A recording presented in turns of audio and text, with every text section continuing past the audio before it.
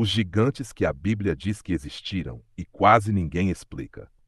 Existem assuntos na Bíblia que são citados poucas vezes, mas causam um impacto profundo quando são realmente observados com atenção. Os gigantes são um desses temas. Eles aparecem rapidamente no texto bíblico, sem longas explicações, sem detalhes excessivos, sem contextualizações completas. E talvez exatamente por isso, quase ninguém fala sobre eles. Mas a Bíblia afirma de forma direta que gigantes existiram, e não apenas como metáforas. O versículo que muda tudo. Em Gênesis capítulo 6, a Bíblia diz algo que intriga estudiosos há séculos. Havia gigantes na terra naqueles dias. E também depois, quando os filhos de Deus entraram as filhas dos homens, e delas tiveram filhos. Esse versículo é curto, mas ele abre uma das discussões mais misteriosas de toda a Escritura. A Bíblia não diz talvez, não diz simbolicamente. Ela afirma: havia gigantes na terra, e mais ainda antes e depois do dilúvio. Quem eram esses gigantes? A palavra usada no hebraico é Nefilim. Esse termo aparece pouquíssimas vezes em toda a Bíblia. E quando aparece, nunca é explicado em detalhes. Isso é estranho. A Bíblia costuma explicar genealogias, reis, guerras, leis, profecias. Mas quando fala dos Nefilim, ela apenas menciona e segue adiante, como se o leitor já soubesse, ou como se o assunto fosse sério demais para ser detalhado. O contexto é ainda mais perturbador. Gênesis 6 não fala apenas de gigantes. Ele descreve um mundo à beira do colapso. A Bíblia diz que a maldade havia se multiplicado, que os pensamentos do coração humano eram continuamente maus, que a terra estava cheia de violência.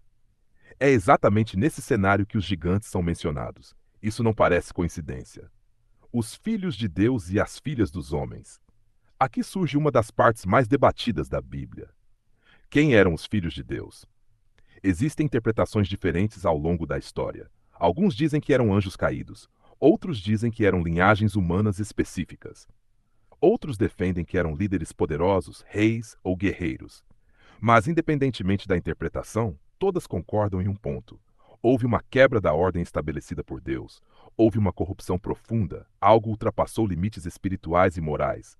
O resultado disso, segundo o texto, foram os Nefilim, descritos como valentes, homens de renome, figuras temidas. Gigantes antes e depois do dilúvio. Aqui está um detalhe que quase ninguém percebe. O texto diz: havia gigantes na terra naqueles dias, e também depois. Ou seja, mesmo após o dilúvio, a Bíblia volta a mencionar gigantes. No livro de Números, quando os espias entram em Canaã, eles dizem: vimos ali os gigantes, e éramos aos nossos próprios olhos como gafanhotos. Isso não soa simbólico. Soa como medo real diante de algo físico. Os povos ligados aos gigantes. A Bíblia cita nomes específicos: Anaquins, Rifeinaquins.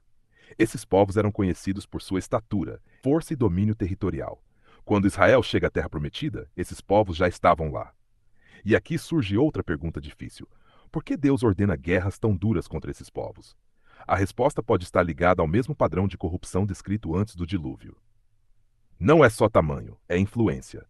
A Bíblia nunca trata os gigantes apenas como homens altos. Eles representam algo maior: domínio, opressão, força sem limite moral, poder sem submissão a Deus. Em muitos textos, gigantes estão ligados à violência extrema, injustiça e medo generalizado. Eles não eram apenas grandes fisicamente, eles moldavam o ambiente ao redor. Davi e Golias não foi um caso isolado. Golias não foi o único gigante. Ele era descendente de uma linhagem específica. A Bíblia menciona outros guerreiros gigantes derrotados por Davi e seus homens. Isso mostra que a presença dos gigantes não era uma lenda isolada, mas um fenômeno conhecido. Por que a Bíblia não explica tudo? Aqui está talvez o ponto mais importante. A Bíblia não foi escrita para satisfazer curiosidade, mas para revelar verdades espirituais. Quando ela não explica algo em detalhes, geralmente é porque o foco não é o como, mas o porquê. Os gigantes aparecem sempre ligados a corrupção, quebra de limites, afastamento de Deus, dominação pelo medo. Eles são um sinal de que algo saiu completamente do controle.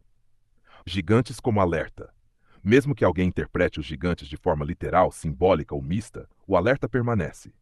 Toda vez que o ser humano tenta ultrapassar limites estabelecidos por Deus, algo se corrompe. Toda vez que força, poder e ego substituem obediência, o resultado é destruição. Os gigantes não são apresentados como algo a ser admirado. São apresentados como algo a ser enfrentado. O silêncio também fala. Talvez a Bíblia fale pouco sobre gigantes porque o foco não é neles, o foco é na resposta humana. Enquanto muitos temiam os gigantes, outros confiaram em Deus. Enquanto um povo inteiro paralisou, Josué e Caleb disseram: Se o Senhor se agradar de nós, entraremos. E eles entraram. A lição final: os gigantes da Bíblia existiram, mas eles nunca foram o centro da história. Deus sempre foi, e toda vez que gigantes surgem, a Bíblia mostra a mesma verdade. Nenhum gigante é maior do que a soberania de Deus. O medo pode parecer enorme, a ameaça pode parecer invencível, mas aquilo que se levanta contra Deus nunca permanece. Talvez por isso a Bíblia não explique tudo, porque o essencial já foi dito: gigantes existiram, mas não venceram. E a pergunta que fica não é apenas sobre o passado, é sobre o presente. Quais gigantes ainda dominam o coração humano hoje? Quais medos, poderes e corrupções continuam se levantando? A Bíblia não muda o foco. Ela continua apontando para o mesmo lugar: confiança em Deus acima de qualquer gigante.